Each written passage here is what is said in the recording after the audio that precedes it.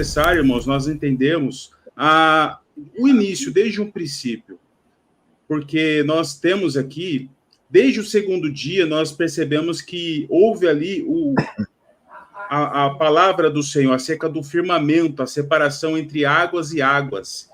E então, no terceiro dia, nós temos aí o Senhor levantando a porção seca.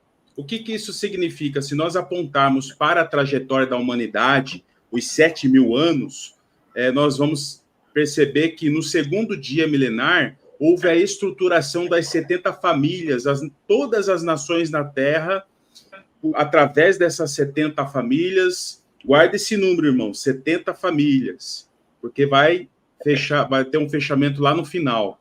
70 famílias originadas aí a partir de Noé e seus filhos. E aí, o terceiro dia da criação, onde vai aparecer a porção seca, tem a descrição ali de semente, que dessa porção seca, ali no meio dos mares, vai apresentar o quê? Uma porção seca, a terra, a relva, e eles vão dar sementes, que a palavrinha aí é zerá, árvores frutíferas. E nós que estudamos as duas casas de Israel, sabemos que o Senhor foi declarando para Adão, para Noé, para Abraão, acerca do frutificai, porque isso vai apontar para os descendentes.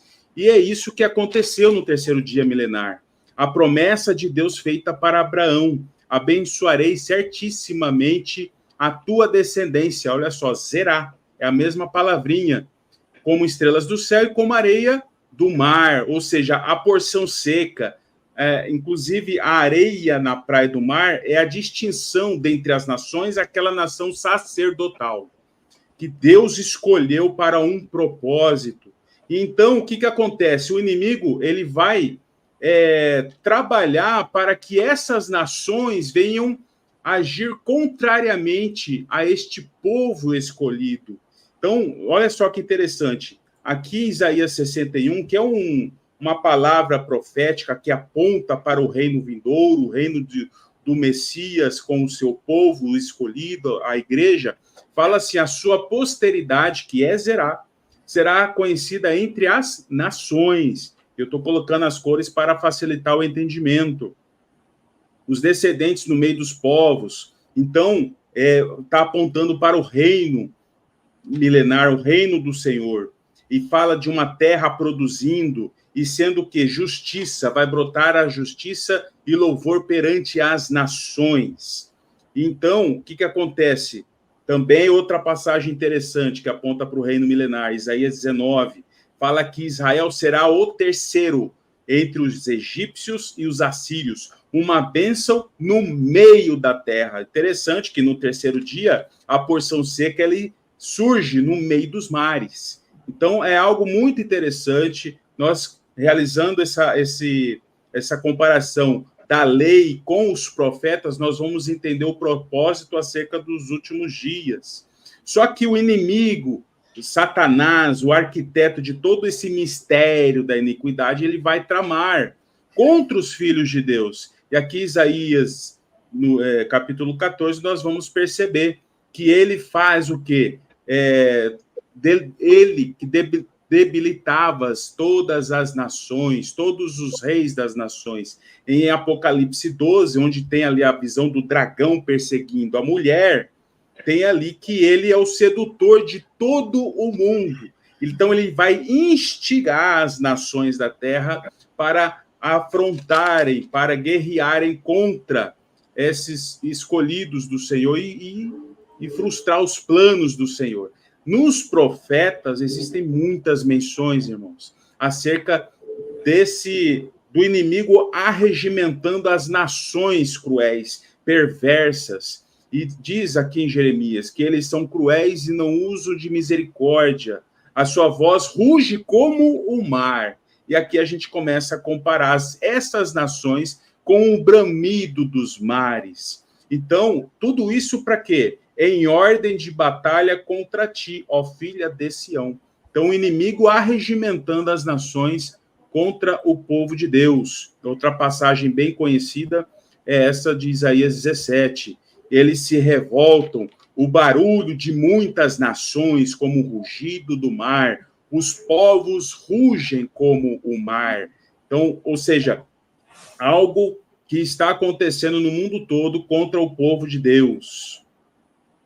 Isaías 57 também fala dos perversos. Olha só, nações perversas são como o mar agitado, que não se pode aquietar, cujas águas lançam de si lama e lodo. Olha só que interessante. Para os perversos, diz o meu Deus, não há paz. Então, existem muitas passagens importantes aí. Uma profecia acerca da Babilônia tem algo muito interessante. O pastor Pedro falou aí de que a regência ele vai mudando de impérios em impérios. Isso também envolve a ação da grande meretriz. E aqui fala assim, através das vastas águas, vieste a ser a feira das nações. Toma a harpa, rodeia a cidade, ó meretriz. Ela tornará ao salário da sua impureza e se prostituirá com todos os reinos da terra. Algo que está conectado em Apocalipse 17, que ela vai enfeitiçar, vai ludibriar todas as nações da terra. São muitas mensagens, irmãos. Interessante aqui que eu coloquei algo sobre o iníquo, sobre uma profecia que está em Ezequiel 28, nos primeiros versos. Sentença contra o príncipe de Tiro. E lembrando que Ezequiel 27 fala de Tiro, a grande cidade, um apontamento para a grande Babilônia. Essa passagem, os primeiros versos de Ezequiel 28, fala de uma sentença contra o governante de Tiro, daquele tempo histórico. E nós temos ali realmente algo, uma palavra do Senhor contra aquele governante daquele tempo histórico. Mas algumas palavrinhas é bem interessante, porque vai conectar, inclusive, com a fala de Paulo. Porque aqui Ezequiel 28 diz assim, ó, tu dizes, eu sou Deus, sobre a cadeira de Deus me assento no coração dos mares. Ou seja, de tempos e tempos, eras e eras, durante os impérios, a regência ela vai mudando, mas sempre o mistério da iniquidade atuando. Vai chegar um momento que a regência ela está com a grande Babilônia, vai chegar um momento que é na metade da semana que essa regência vai ser colocada nas mãos do anticristo e assim sucessivamente. Olha que interessante que Paulo cita essa mesma palavra, né? Que ele vai se assentar no santuário de Deus ostentando-se como se fosse o próprio Deus. Ou seja, aquela passagem de Ezequiel 28, Paulo utilizou para falar do anticristo e do mistério da iniquidade. Você vê que interessante, visto que depois de falar do príncipe de Tiro, o profeta Ezequiel vai falar do rei de Tiro. E aí fica muito claro, irmãos, na segunda metade de Ezequiel 28, fala, tu és o querubim ungido da guarda, estavas no Éden, ou seja, já falando do próprio Satanás. Então tem uma ordem acontecendo em Ezequiel aí. Ezequiel 27 falando de Tiro, a grande cidade, Ezequiel 28 até a metade falando de um príncipe de Tiro, e depois da metade de Ezequiel 28 para baixo ali, está falando do rei, do arquiteto, do principal, aquele que está maquinando todo o mistério da iniquidade. Então nós temos a grande Babilônia, o príncipe e o próprio Satanás em Ezequiel. E isso tudo armando, né? Mas o Senhor está no controle de tudo. O Senhor sabe o que está acontecendo neste mundo todo e todo esse mistério da iniquidade. E o Senhor declara em Isaías 51, eu sou o Senhor, teu Deus, que agita o mar de modo que bramem as suas ondas. O Senhor dos exércitos é o meu nome. O Senhor permite que o inimigo venha instigar essas nações para que ele cumpra com os seus propósitos, né? Ele permite o inimigo ir até adiante e depois ele pega o anzol, como ele falou nos próprios profetas, e ele traz de volta.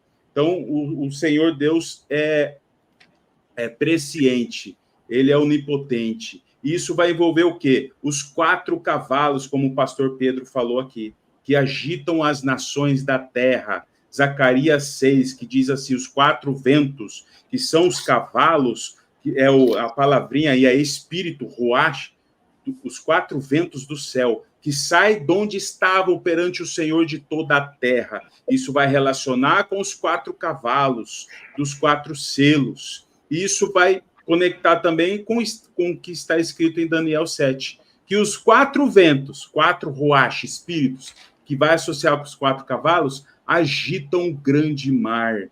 E então tem ali 4 animais, inclusive o 4º animal, que tem 10 chifres, e que deste animal sai um chifre pequeno, que nós vamos associar com o anticristo. Então, nos últimos dias, o Senhor vai derramar o seu juízo contra as nações que estiverem entorpecidas por este mistério da iniquidade. Então, eu elenquei aqui Ezequiel 39, falando uma sentença contra Gog, tu e todos os teus exércitos e as nações, os batalhões, ou seja, todos os mares agitados que estão indo contra o povo de Deus. O Senhor mesmo vai realizar sua sentença. Estarão sepultados ao longo daquela área. Ele dará o nome do vale de Amon-Gog, forças de Gog. E também, aqui outra palavra envolvendo o Armagedon, esse grande conflito, fala que está vestido com um manto tinto de sangue, Apocalipse 19. O Senhor vindo com a sua igreja para a batalha do Armagedon, que seguiam os exércitos que há no céu. Sai da sua boca uma espada afiada para com ela ferir as nações. E depois disso nós temos, depois de 1000 anos, lembrando que Armagedon acontece antes de iniciar o milênio. E depois dos 1000 anos vai ter um Gog e Magog, porque Satanás foi preso por 1000 anos, e no final ele vai ser solto, e, assim como o pastor Pedro falou, e vai novamente enganar as nações como a areia da praia do mar, e vão contra o Senhor. E novamente ali tem a palavrinha que Satanás, ele saiu para seduzir as nações. Novamente os mares vão se agitar ali ao cabo dos 1000 anos. Mas o Senhor vai dar o cabo de tudo isso. Então, tudo isso o inimigo tentou, de tudo, para causar essa iniquidade nas nações, para frustrar os planos do Senhor. E aí, após o trono branco, que nós tivemos no último podcast, nós percebemos que deu o mar os mortos que nele estavam. Ou seja, esses povos perversos, aqueles que não foram, né, naquele lugar de encontro, que ficaram ainda distantes, que não foram fulminados ali pelo Senhor, eles vão se apresentar no trono branco. Então, esse mar, ele vai apresentar os seus mortos. Por quê? Por que mortos? Porque já está sentenciado. O Senhor vai dar a sentença contra eles. E então, o que vai acontecer depois do trono branco? Não vai mais existir nações perversas. Este mar agitado, rebelde, não vai mais existir. Vai ter um novo céu, uma nova terra, livre de perversidade entre as nações. E agora eu quero trazer para vocês aquele apontamento. Lembra das 70 famílias que encheu toda a terra, todas as nações da terra? Em tabernáculos, solenidade de tabernáculos, são sacrificados 70 novilhos. Você pode constatar isso lá em Números, capítulo 29. Ali tem a relação de todos os sacrifícios que são realizados nas festividades, principalmente tabernáculos. E ali, se nós somarmos todos os dias, dia 1, dia 2, dia 3, até o 7º dia, você vai chegar nos 70 novilhos. Ou seja, durante esses 7.000 anos, existe uma tratativa envolvendo todas essas nações. Então, tem uma sombra que aponta para uma realidade. uma obra que abrange todas as nações da terra, que tem ali a origem das 70 famílias de Noé, que está em Gênesis 10. São nações distintas em suas culturas, religiões, em tantos aspectos, conforme a gente consegue evidenciar hoje. Só que entrando em conflito entre si, mares agitados e rebeldes. Todavia, quando nós olhamos para o 8º dia, um dia após o 7º, nós vamos perceber ali na solenidade que ela vai apontar para a eternidade. Neste dia, somente um novilho era oferecido em sacrifício. Está lá em Números 29, do 35 ao 36. O fato de ser um novilho que aponta para a eternidade significa que na eternidade as nações terão uma natureza singular, não vai mais haver distinção. Eles vão estar o quê? Numa só palavra, uma só natureza, a mesma natureza de Adão. Por isso que essas nações, após o trono branco, e eles serão absolvidos, eles vão ter a mesma natureza de Adão, mesma harmonia, pois o mar, as nações rebeldes, já não vão existir mais. Então, na eternidade, conforme nós lemos, vai ter um novo céu, uma nova terra. O primeiro céu e a primeira terra passaram, e o mar já não existe. Então, encerrando aqui essa apresentação, nós vamos perceber que os planos do inimigo são totalmente frustrados, e a palavra do Senhor sobre os seus eleitos se cumpre. Afinal, como está descrito em Cantares, que é muito profético... Estava aqui esse verso aqui, ó. Ah, aí. Glória a Deus. Estava lá, com ele aqui na agulha para falar. Amém. Vai, mete bala aí. Muito profético essa palavra, que diz assim: as muitas águas não poderiam apagar este imensurável amor de Deus. Glória a Deus. Amém. Amém. Tu vê que a impiedade, os ímpios vão ser desarraigados da terra, né? Você vai ver que isso só pode se cumprir no novo céu, na nova terra, no 8º dia. Porque no milênio ainda tem gente má, sabe? Ainda tem pecado, ainda tem morte. Mas ainda faltam ressuscitar da segunda ressurreição, a ressurreição universal, povos, línguas e nações que restaram lá, que estão na região da morte, para serem julgados, cada um segundo as suas obras. E vai ter gente ímpia ali ressuscitando. Na eternidade, depois do trono branco, o mar é amansado, não vai existir mais, acabou, chega de mar, chega de povos rebeldes. A impiedade, como está escrito nos Salmos, que o ímpio será desarraigado da terra, vai se cumprir nesse momento. E aí não tem mais gente ímpia na eternidade. Deus passa, limpa tudo. E aí realmente é um novo céu, uma nova terra que jamais mudará. E um reino que nunca mais vai passar de mão. Desde o milênio até a eternidade. Vamos lá. Fantástico. Pastor Igor.